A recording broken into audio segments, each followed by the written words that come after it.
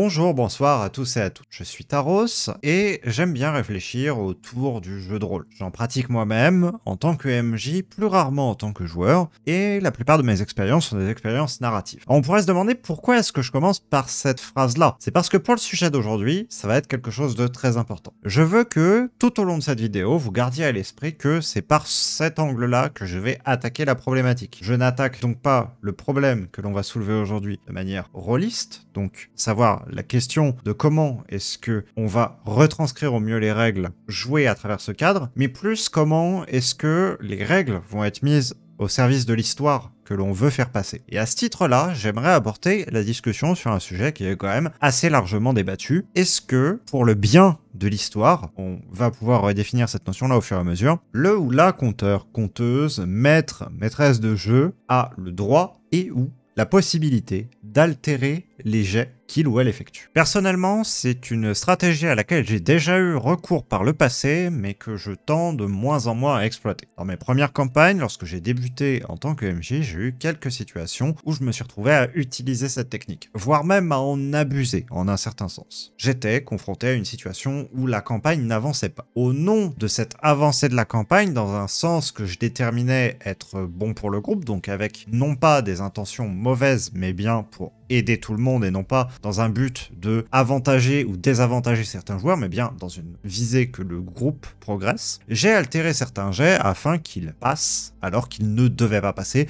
ou alors qu'ils échouent pour des ennemis. Le fait est que, en faisant ça, je déplaçais le problème. Plutôt que de me reposer la question de est-ce que le système était pertinent vis-à-vis de l'histoire que je voulais raconter, j'approchais le problème en me disant le système est ce qu'il est et à côté de ça, je fais des jets de dés qui ne sont pas en accord avec ce que j'ai envie de raconter. Problème dans ces conditions-là, et dans le cadre d'une expérience narrative, est-ce qu'on peut dire que le système remplit son but? Dans une expérience narrative, j'aurais le parti pris de dire que le système est là seulement en renfort et en garde-fou. Il est plus là afin de donner une part d'aléatoire et de donner dose de spontanéité dans quelque chose qui serait figé et seulement basé sur de la narration, quelque chose de très déterministe, de très encadré par le ou la meneuse. Et en amenant cette dose d'aléatoire, il faut être en capacité de l'accepter du côté de la personne qui est en train de compter, également des joueurs. Or, autant pour les joueurs, c'est quelque chose qui est admis assez rapidement, et étant donné que les jets sont en public, c'est quelque chose qui est très difficile de cacher. Pour les MJ, c'est un peu plus compliqué. Il y en a certaines qui vont, par exemple, se placer derrière un écran, ou utiliser des privés, par exemple, sur Roll20. Est-ce que pour autant, ils ou elles falsifient tout le temps leur jet? On ne peut pas le savoir, et c'est la responsabilité de chaque MJ que de questionner sa pratique. Tant que ce n'est pas fait dans une intention malveillante déjà, je pense pas qu'il faille stigmatiser directement le comportement lui-même, mais plus s'interroger sur les causes de celui-ci, afin de comprendre pourquoi est-ce qu'on en arrive à mettre en place quelque chose qui vient casser les règles. Si on en vient à cette extrémité que de devoir casser des règles pour raconter son histoire, c'est qu'on comprend qu'on a bien une divergence entre les faits, d'un côté, qui sont les jets de dés, et de l'autre côté, la réalité que nous, on veut retranscrire. Donc, peut-être quelque part, c'est bien le système qu'on se propose d'exécuter à cet instant-là qui pose problème. Et donc, plutôt que se poser la question, est-ce que, si jamais j'effectue cette action, je vais devoir altérer mon jet si jamais j'ai un échec, est-ce qu'il ne faudrait pas plutôt se poser la question, au final, est-ce que je lance réellement un jet, ou est-ce que je le fais décider? Alors, ça fait reconsidérer la notion même de lancer un dé,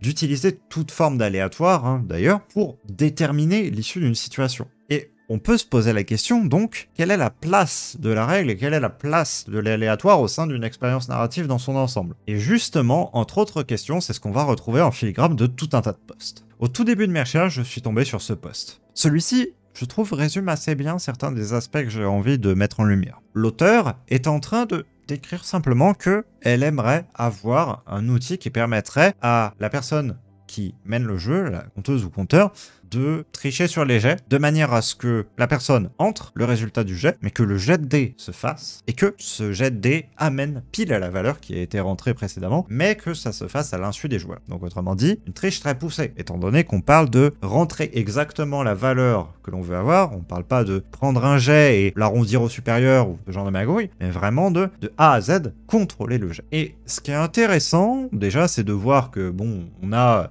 des personnes qui sont totalement pour, ou alors des personnes qui sont totalement contre. Mais plus intéressant encore, c'est un petit peu les raisons sous-jacentes. Et il y a une réponse qui est de l'auteur extrêmement intéressante. Le but serait que les joueurs voient le dé être lancé et donc avoir l'excitation de le jet de dé donne ce résultat-là. Et au final, on comprend ici que c'est pas du tout une mécanique de jeu. Là, le jet de dé n'est plus utilisé du tout comme un ressort artificiel qui va permettre de déterminer le résultat d'une action, mais bien juste comme une petite dose d'adrénaline, une petite sensation d'excitation, un peu comme on pourrait comparer ça à un manège. Vous savez que vous n'êtes pas en danger, pour autant, vous avez l'excitation et l'adrénaline comme si vous l'étiez, parce que c'est ce que le manège cherche à produire en vous. Et là, à faible dose, c'est un petit peu le but de ce jet de dé là. Et on voit que, eh bien, il y a des personnes qui, par contre, ont tendance à dire que de l'autre côté, il y aurait des GM avec une telle fonctionnalité qui iraient tricher à tout va et voudraient avoir pile le critique quand ça les arrange, pile le bon jet de dé quand ils le veulent pour plonger les personnages. Et c'est là qu'on voit aussi la séparation, le clivage immense entre des personnes qui vont être plus au niveau des jeux très tactiques, très simulationnistes, très rôlistes, et de l'autre côté, ce qui va être des expériences narrativistes. Je ne fais pas de classement en disant que l'un est meilleur que l'autre, je serais bien idiot de dire ça. Ce qu'on peut noter, c'est qu'on n'est pas du tout sur les mêmes problématiques. Mais autant on peut être d'accord avec ce postulat, autant, bien évidemment, comme je l'ai posé un peu en introduction, on peut se demander, est-ce que c'est réellement nécessaire de tricher sur les jets? Est-ce que, vraiment, cette petite excitation ne va pas disparaître si le joueur, la joueuse, s'aperçoit qu'en fait, de toute façon, c'est le ou la MJ qui est en train de tout diriger, de planifier chacun des jets, qu'en fait, on suit juste une histoire avec une fausse composante d'aléatoire. On peut se dire que le fait que les joueurs et les joueuses lancent aussi des jets et qu'une partie de leurs actions, au moins, soit dictée par cela, pourrait quand même donner ce sentiment d'inconnu, ce sentiment de valeur à chacun des jets. Malgré tout, ça n'empêche pas de voir en tant que joueur ou joueuse à une table que la personne qui encadre la partie, elle, ne tient pas compte des résultats de ses propres jets. Et dans ce cas-là, c'est d'autant plus grave, parce que ça retire tout l'enjeu d'une partie des jets et surtout de tous les jets de ce qui va être l'univers. Parce que les joueurs, c'est une chose, mais ils ne sont qu'un microcosme au sein de l'univers tout entier, qui est le plus souvent dépeint par le ou la conteuse. Et j'aimerais soulever une autre question. Est-ce que, même si c'est pour leur plus grand bien, les joueurs et les joueuses peuvent-ils ou elles souhaiter que le ou la meneuse soit à tricher sur les jets? Est-ce que ça ne retirerait pas, au final, toute une partie de la confiance qu'on accorde au monde et de sa crédibilité? Dans le cas d'une expérience narrative, on va avoir à accorder une certaine confiance au monde, avoir à s'imprégner de ses règles intrinsèques, potentiellement de sa facilité à être dedans ou de sa dangerosité. Et si jamais le ou la MJ, même au nom de toujours le bien du groupe, se trouve à tricher sur tous les jets pour faire en sorte que le groupe s'en sorte indemne à chaque fois, d'une part, on risque de manquer le coche, de montrer que l'univers est potentiellement dangereux, et d'autre part, on va retirer du corps de la substance au monde, parce que celui-ci ne va plus être un endroit vivant dans lequel un ensemble de forces coexistent et peuvent potentiellement être en compétition avec les joueurs, mais on va être dans une situation où celui-ci ne va être qu'un vaste bac à sable, quels personnages vont pouvoir bagnoder à tout ce qu'ils veulent sans avoir spécialement de conséquences qui leur arrivent dessus. Certes, cette notion va bien au-delà du fait de simplement jouer sur les jets, c'est aussi par les descriptions, les interactions que l'on va pouvoir faire sentir toute cette vibrance du monde autour, cette effervescence qui peut être potentiellement néfaste pour les personnages, mais l'impartialité des jets et leurs potentiels échecs comme leurs potentielles réussites montrent la vérité également d'un monde imparfait, que ce soit dans le sens positif comme le sens négatif du terme, bref, un monde vivant dans lequel les personnages des joueurs ne sont que des gouttes d'eau qui se déplacent au sein d'un vaste océan. Et ça, on comprend très vite que c'est une question des attentes des joueurs. Est-ce qu'ils s'attendent de votre part que vous leur offriez une expérience qui soit la plus impartiale possible? Bien au contraire, s'attendent-ils à juste se poser et avoir une histoire dans laquelle ils savent que cela va bien finir et que ne vont avoir aucune chose qui va leur arriver de dommageable? Est-ce que, au final, retirer toute cette partie-là, retirer les enjeux en altérant les jets par exemple, ne réduirait pas aussi les composantes dramatiques et que, en voulant, par ce biais de altérer les dés, vouloir augmenter, par exemple, l'immersion ou rendre des scènes beaucoup plus glorieuses, héroïques, épiques, au contraire beaucoup plus accablantes, on se trouve au final à retirer du corps de la substance au monde en ne le pliant qu'à sa volonté et en n'en montrant pas la richesse des possibles. Et ici, on a un autre point de vue intéressant. Dans ce post, l'auteur vient dire qu'il refuserait de jouer au sein d'un jeu où il ne saurait pas à chaque jet si jamais il a été manipulé ou non. Mais que par contre, il serait partant pour avoir une alternative en distinguant deux types de jets. Les jets objectifs, qui soient ceux qui soient réalisés par les joueurs ou le ou l'AMJ également lorsque celui-ci ou celle-ci se décide à en lancer un en public. Et de l'autre côté, une description subjective d'un jet caché qui soit fait par le ou la meneuse au moment où celui-ci lance. C'est juste le résultat narré par quelqu'un d'une action qui a eu lieu en dehors de la capacité de vision des joueurs autour de la table. C'est un petit peu l'équivalent en ligne de quelqu'un qui serait en train, derrière un paravent, de lancer un dé. Et là, on a une autre notion qui rentre en jeu, celle de la perception relative. La perception relative, c'est simplement cet état qui fait que vous n'avez pas une omniscience en tant que joueur ou joueuse. Là où le ou la MJ l'a beaucoup plus. Il n'a certes pas l'omniscience sur toutes les pensées que les joueurs vont avoir autour de la table, mais par contre, il prévoit à l'avance ce qui va se passer dans son scénario, ce qui va être exposé, les descriptions, l'univers. Quand bien même les joueurs en ont des bribes, cette vision est beaucoup plus fragmentée. Et par contre, pour les joueurs, ceux-ci ont besoin d'accroches auxquelles s'amarrer et ont besoin en même temps d'être plongés dans l'inconnu, pour avoir notamment un sentiment de découverte. Et cette question de la subjectivité entre vision des joueurs d'un côté et vision meneur de l'autre, elle a déjà été abordée plusieurs fois en fait dans divers médias rôlistes. La question des jets cachés par exemple, effectués derrière le paravent, qu'on lance des fois des dés qui ne servent strictement à rien en tant que meneur ou meneuse,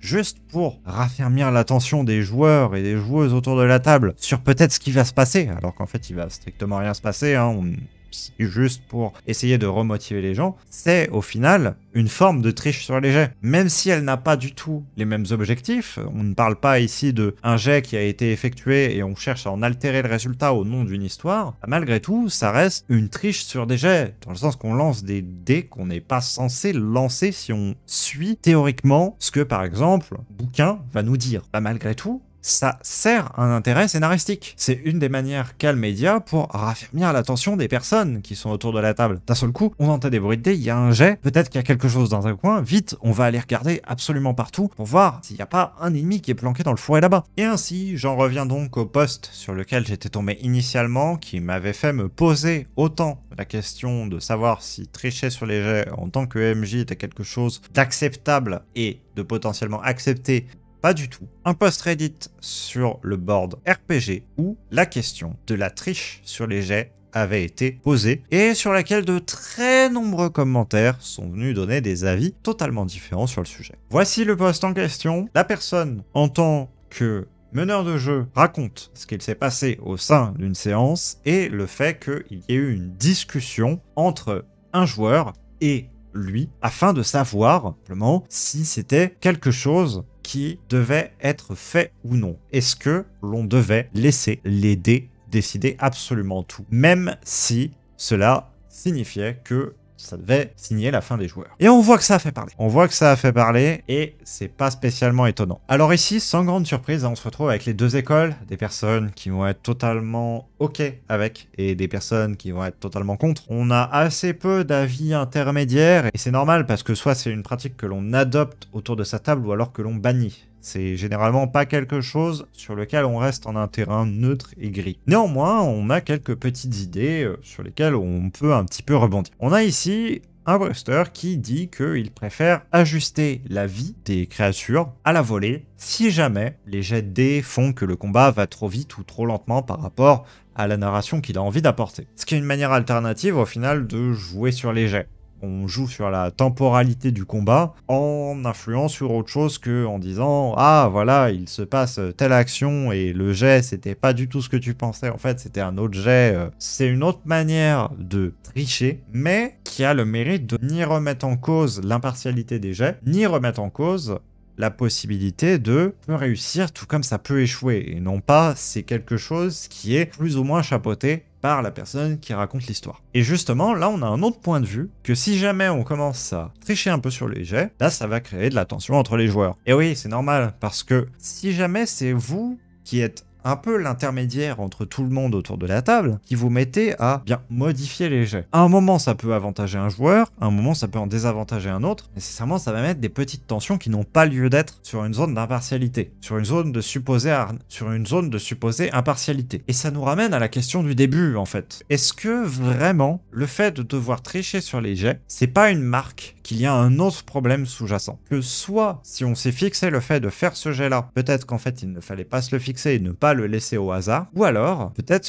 qu'on n'était pas prêt de laisser le hasard, et ça c'est un autre problème. Le fait de ne pas être prêt ou prête à laisser la place au hasard au sein de son jeu et potentiellement détruire toute la campagne que l'on a prévue sur 25 sessions, c'est se retirer à soi-même ce que l'on offre aux joueurs. Une possibilité de réussite ou d'échec qui ne soit non pas déterminée uniquement à la personne effectue le jet, mais bien par une influence extérieure qui va aussi participer à l'improvisation sur la trame de l'univers. Aussi, lorsque l'on échoue un jet que l'on espérait absolument réussir en tant que meneur ou meneuse, parce que ça va remettre en cause toute la timeline qu'on avait prévue, tout le déroulement scénaristique, en réalité, il vaut mieux le voir peut-être comme une manière de remettre de la spontanéité au sein de l'univers de l'improvisation. L'histoire, au final, que l'on avait prévue, écrite, n'est pas forcément à jeter. On peut la conserver autre part, se dire que un jour, peut-être, on l'explorera, mais que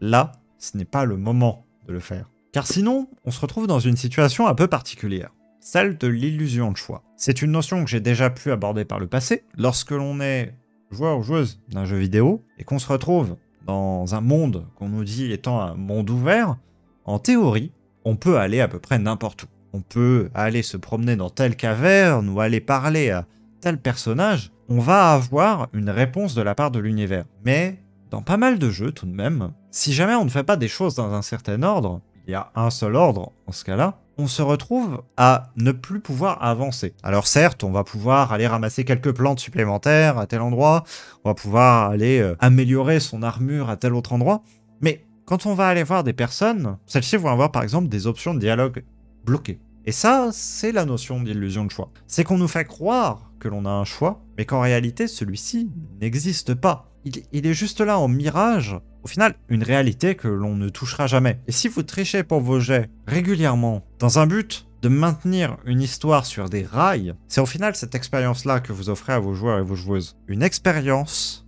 d'un monde ouvert qui en réalité ne l'est pas. Un monde qui permet aux joueurs et aux joueuses d'explorer, mais en ne restant que sur le chemin que vous leur avez tracé. Autrement dit, juste aller voir les bas-côtés, mais ne jamais traverser la petite rivière qui se trouve sur les côtés pour aller voir ce qu'il y a dans le champ derrière. Afin d'un peu compléter cette discussion et d'achever sur une note qui ne soit pas que personnelle, j'ai demandé à un collègue et ami son avis sur la question. Donc la grosse question c'est qu'est-ce que toi, en tant que MJ ou en tant que joueur, tu penses du fait qu'un MJ triche sur les jets? C'est un entre-deux, c'est-à-dire que le MJ pour moi a le droit et même devrait tricher, mais par contre il doit le faire de façon très mesurée, et surtout il doit le faire que dans certains cas. C'est-à-dire que le but principal du MJ, c'est pas d'être une machine à lancer de dés, c'est pas de rappeler les règles, c'est d'être un narrateur. Un narrateur c'est intéressant quand il y a une bonne histoire. Bien entendu il y a toujours quelque chose d'intéressant dans le fait de laisser les dés faire, et dans certains cas ça peut être vraiment très bénéfique. Pour un duel serré, ce genre de choses par exemple,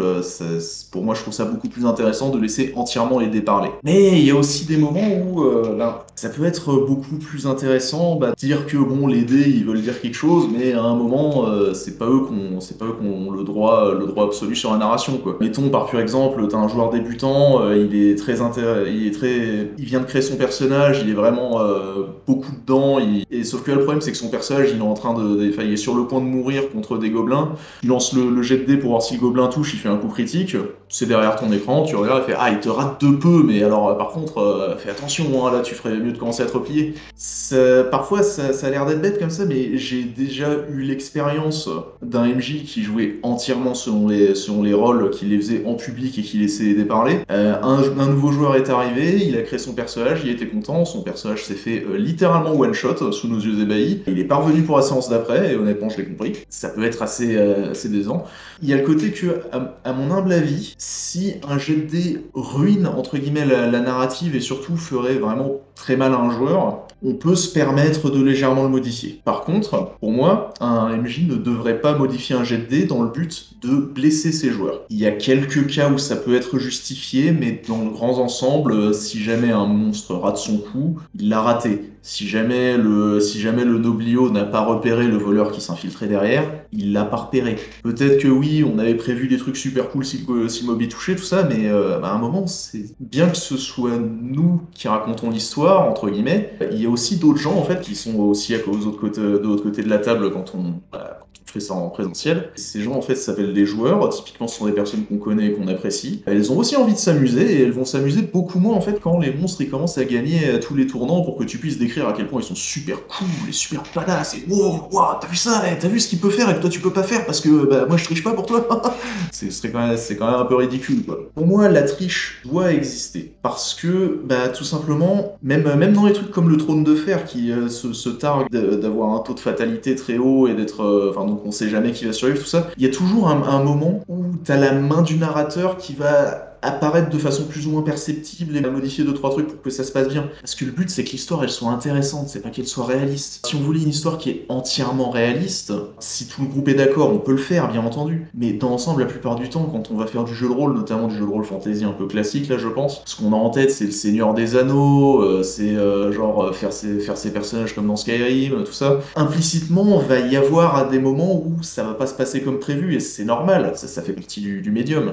C'est pour ça qu'on utilise des dés, c'est pour qu'il y ait un côté aléatoire. Mais il y a aussi des moments où la narration doit prendre le dessus sur le hasard. Parce que la narration, c'est la deuxième moitié des deux éléments fondateurs du jeu de rôle classique tel qu'on le connaît. C'est du hasard et de la narration. Et pour certains jeux de rôle même, c'est entièrement de la narration, pas du tout de hasard. Quand c'est que du hasard et zéro narration, ça porte un autre nom, ça s'appelle le wargaming. Ça peut être super intéressant, hein. Moi personnellement j'aime beaucoup Warhammer et Warhammer 40 000 en tant que jeu. Ce sont des jeux de plateau intéressants, mais ce sont des jeux de plateau, pas des jeux de rôle. Et donc là, oui, par contre, le premier qui tente de fumble un dé et puis là de faire « Ah non, non, t'en fais pas, ça touche sur une partie de Warhammer », là il aura ma main sur la gueule, parce que c'est pas le même but. Pour un jeu de rôle, étant donné que c'est aussi un loisir à but narratif. Pour moi, la triche se doit d'exister, mais elle doit être très mesurée. Elle ne doit pas être utilisée contre les joueurs, mais surtout elle doit essayer d'être utilisée de façon à ce qu'elle ne se repère pas trop par les joueurs, parce que c'est comme la suspension d'incrédulité dans un film. C'est-à-dire que quand on arrive dans un jeu de rôle, on s'attend à ce que le MJ, bien entendu, à un moment, il va un peu tricher les dés, tout ça, c'est pas pour rien que les jets sont cachés, c'est pour qu'on ne sache pas le résultat. Forcément, il y a un côté aussi créer du suspense, mais c'est aussi parce que si à un moment le MJ a vraiment besoin qu'un truc se passe,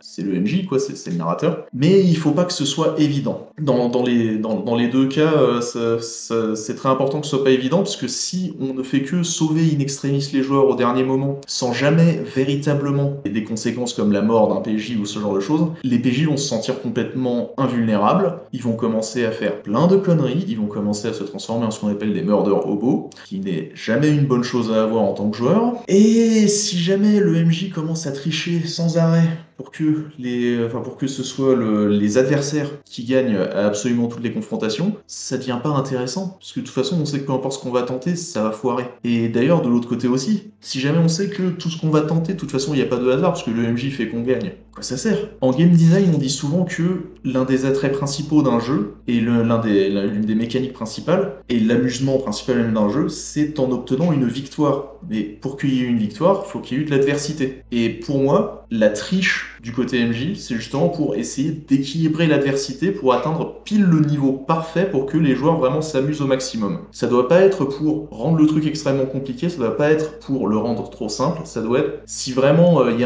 a genre un combat qu'on a mal calculé, qu'il était trop compliqué, ah tiens, il roule un peu moins bien les mobs, parfait. Et vice versa, s'il y a quelque chose qui est supposé être extrêmement complexe et que là pour le coup c'est très important pour un narratif que ce soit complexe, complexe et que bah, finalement ça ne l'est pas, à ce moment-ci on peut justifier une légère triche pour remonter un petit peu le niveau d'inquiétude des joueurs. Ce qu'on pourrait aussi tout simplement faire avec de la narration, mais bah, comme pour tous, c'est un outil et parfois affecter au niveau mécanique les joueurs, ça peut aussi leur causer plus d'inquiétude puisque ça affecte le personnage, mais ça affecte aussi le joueur qui se dit mince, ça a l'air vachement compliqué. Mon avis n'a qu'assez peu d'importance dans cette analyse, mais si toutefois vous le voulez, et vous l'aurez compris tout en filigrane, c'est que je suis plutôt ouvertement contre. Je pense que si jamais on est dans une situation où on se trouve à fausser un jet, on n'aurait peut-être pas dû faire le jet de prime abord. Maintenant, justement, comme je l'ai dit en préambule, je me place du point de vue d'un narrativiste. À ce titre-là, je me veux narrateur de mes histoires. Je veux qu'elles aient une écriture et qu'elles racontent une histoire avec des enjeux. Et ces enjeux, j'accepte qu'ils soient bousculés par les jets, par exemple, de mes joueurs. Ceux-ci vont apporter une part d'aléatoire, ils ont comme ça l'excitation de lancer des jets, de ne pas savoir si leur action va réussir, et on joue vraiment les conséquences de ces jets. Parce que, malgré le fait que vous ne trichiez pas sur les jets, vous pouvez donner plus ou moins d'enjeux aux réussites et aux échecs. Ça ne rentre pas en contradiction avec tout ce qu'on a dit. Afficher des paliers clairs comme étant des paliers de réussite et d'échec ne fait pas que, individuellement, certains jets peuvent avoir beaucoup plus d'impact que d'autres, et ce, indépendamment du chiffre qui s'affiche. Si jamais vous avez un joueur qui fait un échec à nouer un lacet, et de l'autre côté vous avez un joueur qui fait un échec à esquiver un coup, on comprendra que, même si l'échec sur le lacet est bien plus fort que celui d'esquive, le fait de ne pas réussir à esquiver a beaucoup plus d'impact sur le personnage que le fait de ne pas nouer son lacet. Et à ce titre-là, on a une liberté d'interprétation sur les résultats des dés. Mais même là, il faut faire attention. J'ai déjà eu le cas par le passé d'un joueur qui pourtant est très narrativiste, mais qui a plusieurs jets que j'ai effectués a trouvé que je ne jouais pas assez les conséquences de ces jets, que je les minimisais beaucoup trop. La réussite critique aurait dû le blesser, peut-être pas mortellement, mais au moins beaucoup plus fort que ce que je lui avais décrit, et je lui avais fait simplement perdre quelques points de vie, ce qui n'était au final pas réellement une bonne retranscription de la dureté de l'échec tel qu'il aurait dû être. J'avoue que à ce moment-là, je n'avais juste pas envie d'entamer mon scénario à cause de cela, et de potentiellement créer des rebondissements supplémentaires, traitement de sa blessure notamment, donc du coup de rallonger l'expérience de jeu plus que mesure alors qu'on arrivait à un dénouement scénaristique. Pour autant, est-ce que pour la cohérence du monde, je n'aurais pas dû tout de même appliquer ces règles-là? C'est les questions, notamment d'éthique, qui se posent tout au long de l'exercice qu'est le fait de maîtriser une séance, et auquel j'espère vous avoir un petit peu ouvert ces problématiques. Ouais, non, mais le truc, c'est que la triche, pour le coup, c'est en plus vraiment le sujet. Parce que pour le coup, je connais aussi des MJ qui jouent vraiment que par les dés, et honnêtement, je me suis même éclaté à leur table. Mais c'est vrai que moi, personnellement, j'ai tendance à préférer une approche un peu plus mesurée avec de temps en temps de la triche. Non mais c'est cool parce qu'en fait, ce qui est marrant, c'est qu'il y a certains arguments, on a les mêmes, et je suis en mode, bah en fait la triche, je suis contre. Si jamais c'est un jet qu'on sait au moment où on le lance qu'il faut que ça réussisse ou qu'il faut que ça échoue, bah dans ce cas-là, autant pas lancer le jet en fait. Oui, je vois ce que tu veux dire. Ou alors sinon faire semblant de lancer un jet juste pour remonter la tension scénaristique. Après, moi, c'est aussi justement faire semblant de lancer des dés. Pour moi, c'est entre guillemets aussi de la triche dans le sens que les joueurs voient un lancer de dés ou l'entendent ou enfin ce genre de choses quoi. C'est aussi, on n'a pas la définition exacte pareil, donc forcément. Parce que d'un autre côté, oui, pour moi aussi, un truc qui se doit forcément de passer, je vais juste pas lancer le dé quoi. C'est après. Parfois, le fait de lancer un jet pour un truc qui est garanti peut être très intéressant d'un point de vue méta-narratif. Là pour le coup, j'ai repensé parce que je l'avais utilisé assez récemment sur Pathfinder, parce que notamment sur Pathfinder, en fait, vu que ton niveau est ajouté au lancer de dés, tu peux avoir des modificateurs complètement fumés en fin de partie. Il y a quelque chose qui est rarement aussi effrayant pour un joueur que genre voir le monstre qui fait un lancer de dés et voir un modificateur de genre plus 50 alors que genre il doit faire alors que genre ta classe d'armure c'est genre de 20, donc tu sais qui te touche littéralement sur un naturel, et là c'est comme ça tu regardes le joueur et tu fais où est-ce que ça touche, et là il comprend immédiatement qu'en fait il devrait pas être là que genre ça c'est genre niet, là il est là, il est en mode ok, changement de plan les gars, on se casse. Ce qui fait que parfois, en fait, lancer un jet de dés qui est déjà déterminé peut avoir cet impact psychologique que le joueur voit, que le résultat est bas, mais que c'est quand même passé, et que donc, genre, juste, ils ont pas intérêt à... Ouais. Bah, c'est comme, entre guillemets, ce que t'avais fait quand Ryoka essayait de faire un truc super compliqué, que tu as dit que c'était difficulté 100, et qu'il devait faire sur plusieurs jets de dés. Tu as aussi parfois un côté assez méta-narratif là-dessus, je trouve. Je pense que cela fait partie des sujets qui, en jeu de rôle, nécessitent d'être discutés avec votre tablé. C'est quelque chose que vous pouvez ouvrir en termes de débat à l'issue d'une séance ou en amont d'une campagne afin de récupérer leurs avis sur la question. Non pas dans un but de les convaincre, mais bien de récolter des opinions qui seront probablement différentes de la vôtre, de comprendre les points de vue de chacun et surtout de voir les possibles. Si jamais l'intégralité des joueurs vous pousse à faire cela parce qu'ils veulent voir votre histoire, vous pouvez quand même vous poser la question de « Oui, mais dans ce cas-là, est-ce que je ne ferais juste pas du tout de jet pour leur offrir une expérience totalement narrative au lieu de faire croire qu'il y a de l'aléatoire parce qu'au final, celui-ci n'aurait aucune conséquence. » De l'autre côté, si jamais vos joueurs sont totalement hostiles à ça, eh bien vous serez prévenus et vous saurez que vous n'avez pas à vous aventurer sur ce terrain-là, parce que sinon vous risquerez de créer des tensions au sein du groupe. Cette vidéo est à présent terminée. J'espère que vous avez passé un agréable moment et que vous avez appris quelques petites choses au passage. Si jamais c'est le cas, sachez que vous avez plusieurs moyens de le faire savoir et de soutenir mon travail. Le like, le partage, le commentaire, l'abonnement, vous connaissez la chanson, mais tout ça, ça aide vraiment. Ça permet d'avoir un retour sur ce qu'on fait bien ou pas. Et au-delà de ça, ça permet vraiment de pousser ce genre de contenu en avant sur la plateforme. C'est par ça, en fait, que vraiment vous retrouverez sur le côté, dans votre petit algorithme, d'autres vidéos de ce style. Si jamais le cœur vous en dit et que vous en avez les moyens, sachez que j'ai ouvert un Utip pour à la fois soutenir ces programmes et une émission qui s'intitule Rolls, que je fais sur Twitch à fréquence environ mensuelle, où on invite des personnes du milieu du jeu de rôle, de la création, pour discuter de thématiques qui nous sont chères, ainsi vous faire une émission en live d'environ 3 heures, dont les replays sont d'ailleurs disponibles sur cette chaîne. Bien évidemment, sachez que le plus grand soutien sera toujours le partage, et lui, il est gratuit. Je vous dis à très bientôt pour de prochaines vidéos, c'était Taros, salut!